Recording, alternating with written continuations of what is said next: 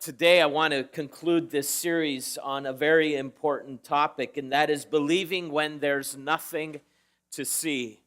There are times in our lives where there are difficulties, there are challenges, there are perplexing situations that arise in our lives, and it seems as though we can't see life on the other side of whatever it is that the circumstance brings our way. And it's difficult and it's challenging. And we've been journeying through this series and diving into the wanderings of God's people through the wilderness en route to the promised land. And they had wonderful moments of great excitement and great exuberance and great breakthrough and celebration over God's faithfulness. But there was also moments of perplexing situations. There was moments where God's people grumbled and complained and reverted back to a life that was faithless.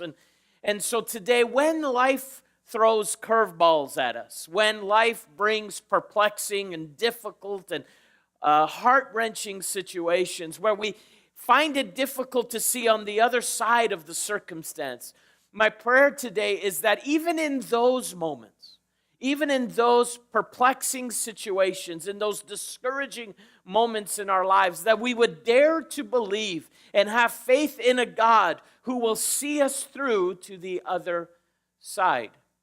In Exodus chapter 15, 22 to 27 is one of those circumstances or situations in the life of and history of God's people, the Israelites, en route to their promised land. It comes on the heels of them seeing God do a miraculous event.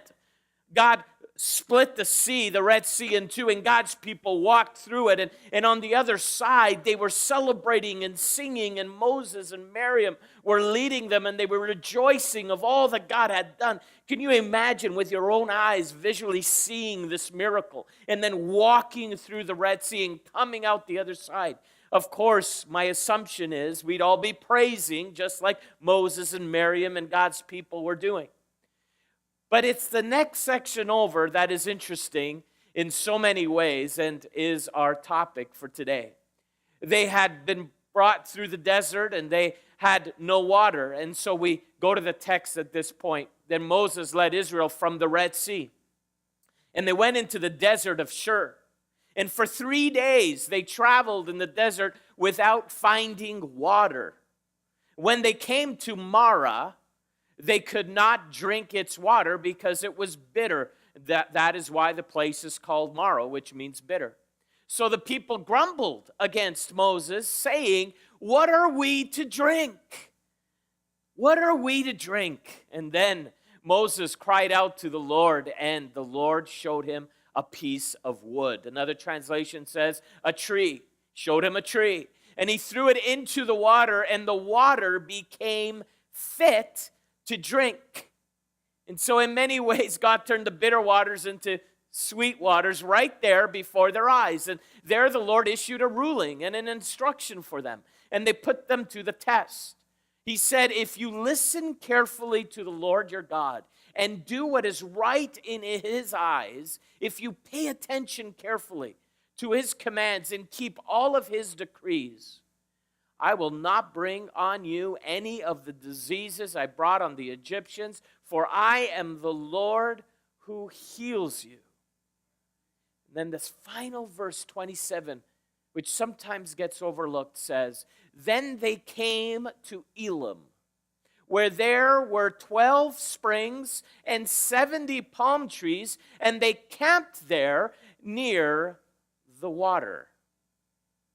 Friends, this morning, one of the first things as we delve into this passage is that there are at times bitter moments in our life.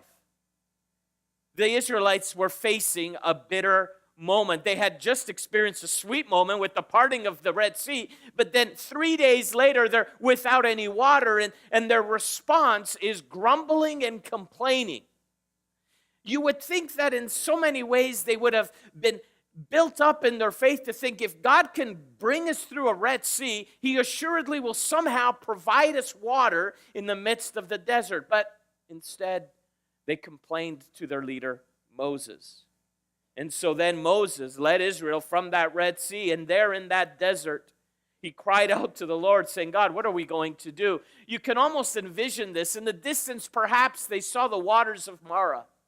And they got all excited, and they ran to the waters of Marah and cupped the water into their hands, only to realize as they sipped it that it was undrinkable.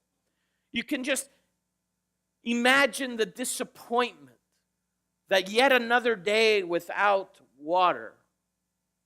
Moses learned to believe when there was nothing to see. Moses learned to believe on so many occasions in his leadership when there was bitter waters, to believe somehow that God would come through. When there was nothing to see, Moses on many occasions through the journey through the wilderness dared to believe in his God. We see him believe even in the next chapter, in Exodus 16, when God's people had no food. And of course they grumbled and complained to Moses about that. In fact, they said very clearly, it would have been better if we stayed in Egypt, where we sat around pots of meat and ate all the food we wanted. But you have brought us out into this desert to starve this entire assembly. I mean, talk about the negativity, talk about faithlessness. And yet, even amidst those moments, Moses dared to believe when there was nothing in sight. It's not like he was able to provide this food for them, but he would cry out to the Lord in his time of need, and in the community's time of need, amidst their bitter water experiences. And it was in those moments where God brought manna from heaven and quail for them to eat. And again, the Lord would provide for God's people, partly because Moses dared to believe when there was nothing to see. Even in Exodus 17, again, they were without water, but Moses cried out to God, and God told him, take your staff and tap this dry rock, and out of it flowed water for the community of God's people. There were times where God's people turned from their God. In Exodus 32, we see this apex of rebellion where Moses is up in heaven meeting with God, and God's people are being impatient. They say he's taking too long up there. And so with Aaron's leadership, they built themselves this golden calf, and they began to worship this golden calf. They were quick to turn their eyes away from their God. And yet Moses, amidst God's anger and threat of anger, he intercedes on behalf of God's people. Says, God, would you relent? Would you remember mercy amidst your wrath? These people are stiff-necked. We need your mercy today. Even when there was nothing to see, Moses would stand in the gap. There was other occasions where his very own siblings turned their back against him, Miriam and Aaron. They didn't like the fact that their brother was getting the attention and he was a leader, and the Lord would speak through him. And so they began to dissipate a negative report into the camp, saying, you know, God doesn't just speak through Moses, he could speak through us. And they started to create this unity and fracture amidst God's people. And because of that, God put disease over his sister Miriam. And how would Moses respond here when he was betrayed by his own siblings? Well, he cried out to God, asking that he would heal his sister. Over and over again, through the bitter experiences of Moses' leadership in life, he dared to believe in faith that God would come through. When there was no food, he dared to believe. When there was no water, he dared to believe. When the people went off track, he dared to believe. When his own siblings turned against him, he dared to believe when there was nothing to see. Friends, I am learning more and more that adversity not only builds character, but it reveals character.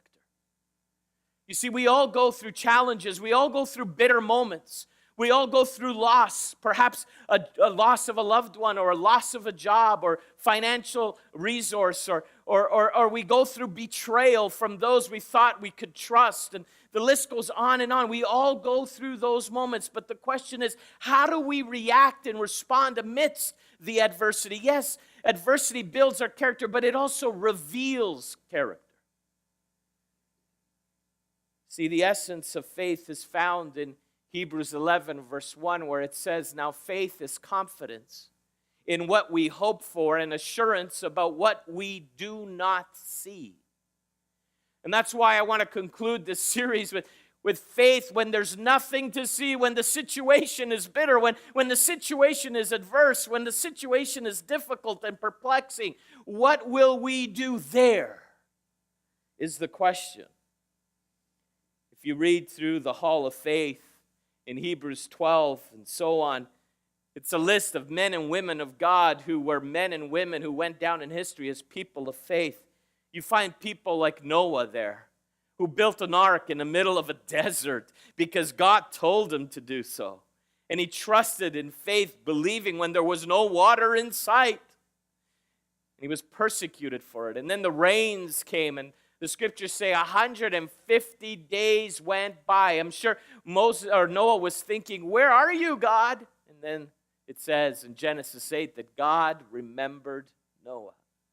He was faithful even when there was nothing to see. Abraham, willing to sacrifice his son Isaac. God will provide the sacrifice. Until then, I'm obedient to the Lord. Faith, daring to believe when there was nothing to see. Moses' parents who believed that God's hand was upon this boy's life in the midst of murderous threats in the land, they put Moses in that basket and they released him down the Nile River, trusting, not knowing what would happen next because they dared to believe when there was nothing to see. Shadrach, Meshach, and Abednego, these Hebrew boys who would not bow down to Nebuchadnezzar's statue, they dared to believe, God, whatever the consequence, we trust that our lives are in your hands. And they boldly proclaimed that they would not bow down to any idol, knowing full well that the consequence would be to be thrown into a fiery furnace. And they uttered the words, whatever, the Lord is with us. We would never turn our eyes away from him. And if he saves us, great. If not, we believe. You see, faith when there's nothing to see. What happens in our lives when there are those bitter moments, or we need to take steps of obedience not knowing what the results would be? You see, Mark Buchanan, well-known Canadian pastor and writer, said, all hell breaks loose before all heaven does. Before it gets spectacularly good, at times it's going to get spectacularly bad. And sometimes life is that way, isn't it? It gets spectacularly bad. And in those moments, we're tempted to quit or turn our back, so much like the Israelites that when difficulties came, that it's almost like they forgot of all God's provision and protection and faithfulness in their life. What happens to us amidst the bitter moments of our lives? You see, life is full of disappointments, trouble, perplexities, stress, losses, conflict within ourselves over the sin of our lives, conflict with the evil one. It was Jesus, though, who said, in this world you will have trouble, but take heart, I have overcome the world. You see, adversity, yes, it builds character, but it also reveals character. I know in our personal lives, in my family's life, we've had difficult moments along the way, and I want to share one of those with you. It was almost 18 years ago where our little nephew was born, my brother Thomas and his wife Liliana, and we were excited, and I remember him being a little infant at our Sylvia and I's wedding day.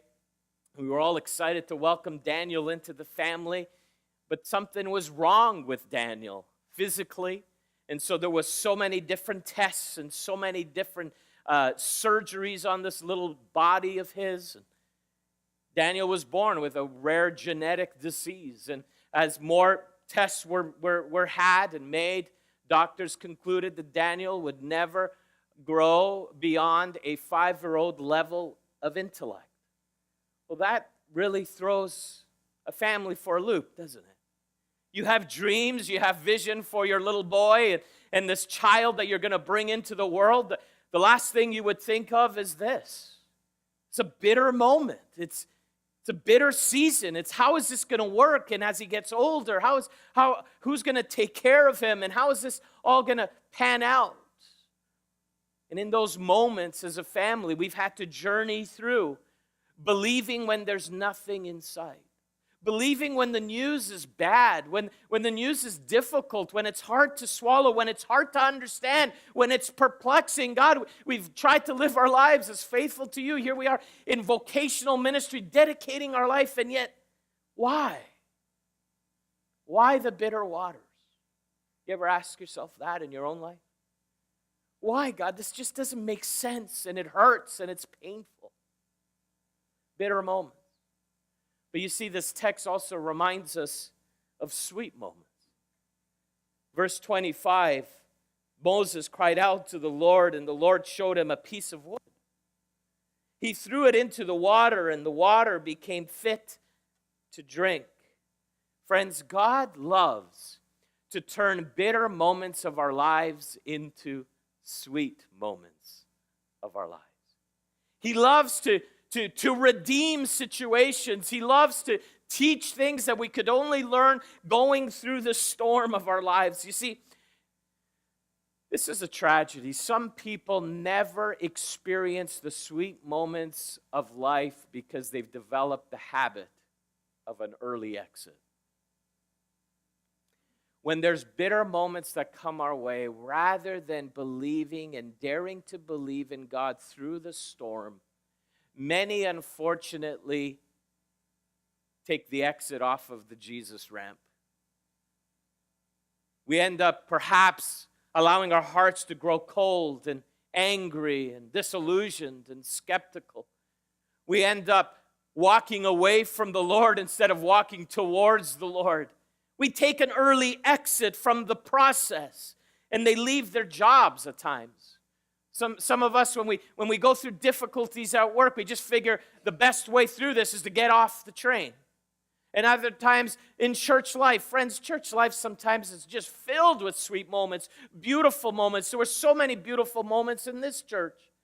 Next week will be the last time we worship here, and many of us have these sweet memories. But let's face it, there's also difficult moments along the way in church life because there's no perfect church. We're made of imperfect people, and at times we wound each other, or at times we don't meet each other's expectation. And sometimes when those those things happen, we take the off-ramp and say, let me just find another one, until we realize, wait a minute, there seems to be a trend here.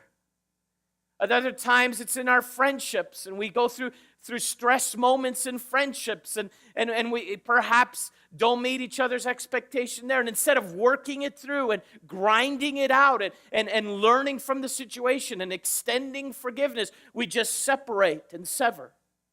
In our marriages, when life gets difficult, at times many people take the off-ramp instead of waiting it through to the other side, where God will turn the bitter moments into sweet moments. And perhaps the reason why we never experience, or very few times experience, the sweet moments is because we haven't allowed ourselves to work through the difficult, perplexing situations of our life. You see, it is when we cannot see what is on the other side of our bitter moments that we fix our eyes on Jesus. That is, when you read through this hall of faith in Hebrews of these men and women, one thing that they all had in common is they fixed their eyes on the Lord. No matter what the situation was, no matter what the circumstance was, no matter whether they could see or couldn't see what laid ahead, they fixed their eyes on the Lord. It is when we cannot see what is on the other side of our bitter moments that we must fix our eyes on Jesus. And it was in that moment where Moses cried out to God, and God showed him, amidst the bitter moments, literally the bitter waters of Marah, he showed him a tree. And he showed him how he could turn bitter waters into sweet waters. That tree in this passage is a foreshadowing of the cross. As we are entering Holy Week and we begin to gaze on the cross of Good Friday, you don't want to miss Good Friday at Heartland. It was here as a foreshadowing that cross is symbolic of all the bitter moments of our life, all the darkest sins of the earth, all put on the shoulders of our Jesus, so that on the other side of the cross we can experience the sweetness of salvation. sweetness of salvation. You see, it is at the cross where Jesus took upon himself the bitterness of sin so we can experience the sweetness of salvation. You see, the key to those who were recorded in the Hall of Faith in Hebrews 11 was that they were undistracted with their focus on Christ. That's why in Hebrews 12, 1-3, it clearly says this. Therefore, since we are surrounded by such a great cloud of witnesses, let us throw off everything that hinders and the sin that so easily entangles us. And let us run with perseverance the race marked out for us, fixing our eyes on Jesus, the pioneer and the perfecter of our faith. And that's two key words. God births that faith in us, but he also brings it to perfect faith. But that's a process. A lot happens from being a pioneer and a perfecter. For the joy set before him, he endured the cross, scorning its shame, and sat down at the right hand of the throne of God. Consider him who endured such opposition from sinners, so that you will not grow weary and lose heart.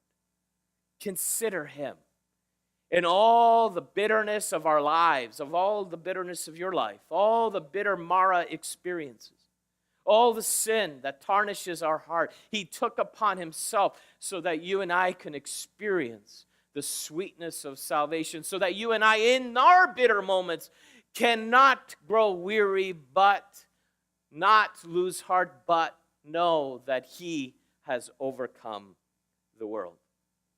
Back to my nephew Daniel. He's now 17 years old. And still struggling through this genetic disease. Still going through dark days, difficult days, dealing with behavioral challenges and so on. But God also has given us many sweet moments along the way. In fact, it's through this boy's life, Daniel, that so many of us have been impacted in such a deep way. And just last week was one of those sweet moments where Daniel has always had a high level of spiritual fervor in his life. In his sincere purity, loving God with all of his heart, loving to worship God in his church in BC. Always celebrating, always desiring to pray for people. As a 17-year-old, one of the things I've always been marked by Daniel is his love to see people healed. If he hears you saying in conversation that you're ailing or that there's a situation, you know what he would do? He would come up to you and put his hand on your head. And I've seen him do this. And he would say these words, "Be healed." And here's a boy who himself lives with a genetic disorder, impacting so many lives. And so last week, he was water baptized in his church. And so we rolled a video of his testimony along with my brother Thomas and his mom Liliane. And so I want to show you the clip. We want to introduce our son Daniel. He's our special needs boy. He was born with a rare genetic disorder, and the geneticists told us that he would never surpass a 5-year-old or 6-year-old level. But we have seen God's hand on his life, and we've seen him thrive, and in many areas, even though he's had his challenges. And we've seen him just grow and just have the passion for Christ. Yeah, and we're here to just help him express his desire to follow Christ. And, from a little boy, one of the inspiring things about Daniel has been that he's always had a spiritual side to him. He was always spiritually in tune, and he was fully engaged in worship, clapping his hands, raising his hands, kneeling at the altar, and there were a few occasions where at the end of a message, when a pastor would say, "Who wants to give their life to Christ?" he would raise his hand. And so he's always had this about him. And in the last recent years, we've just seen him develop that spiritual side of him even more. every time we've come to church and there was a baptism happening, he would say, me, baptize me. Yes. And we knew that, that time was coming where he was, ready to make that decision. Yes. So we're so excited today, and I know that he's excited too. To do Are that. you ready? Are you ready to get baptized, Dan? Yes. Are you ready to follow Jesus? Yes. Great. Go. Awesome. Yes. Let's do it. Yes. Do it. Yes.